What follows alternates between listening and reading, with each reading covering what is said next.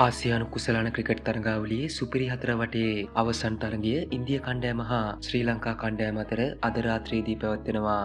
ඉතින් මෙම තරගය කණ්ඩායම් දෙකටම වැදගත් තරගයක් නොවන්නේ මේ වන විටත් ඉන්දිය කණ්ඩායම හා පාකිස්තාන කණ්ඩායම අවසන් මහා තරගය සඳහා සුදුසුකම් ලබා ගැනීම නිසායි. ඊයේ දිනේ බංගලාදේශ කණ්ඩායම පරාජයට පත් කරමින් පාකිස්තාන කණ්ඩායම මෙවර ආසියානු කුසලාන ක්‍රිකට් තරගාවලියේ අවසන් මහා තරගය සඳහා සුදුසුකම් ලබා ගත්තා. ඒ අනුව ඉන්දිය කණ්ඩායම හා පාකිස්තාන කණ්ඩායම අතර ප්‍රථම වරට ආසියානු කුසලාන අවසන් තරගයක් ප්‍රේක්ෂකයන්ට නැරඹීමට පුළුවන්. සිය රටවල් දෙකේ ගෞරවය වෙනුවෙන් තරඟ වදින මෙම අවසන් තරගය ඉතා උණුසුම් තරගයක් වනු ඇතැයි බොහෝ දෙනා මත පළ කර තිබෙනවා. ඉතින් අද පැවැත්වෙන ශ්‍රී ලංකා කණ්ඩායම හා ඉන්දිය කණ්ඩායම අතර තරගයේදී ශ්‍රී ලංකා කණ්ඩායමේ වෙනස්කම් දෙකක් සිදුවීමට නියමිත බව තොරතුරු වාර්තා වනවා.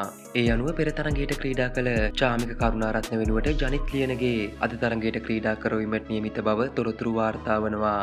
ඒ වගේම කුසල් ජනිත් පෙරේරා වෙනුවට කමිල් මිශාරද අද තරගයට ක්‍රීඩා කරවීමේ වැඩි ඉඩක් පවතින බවද මේ වන විට වාර්තා වනවා.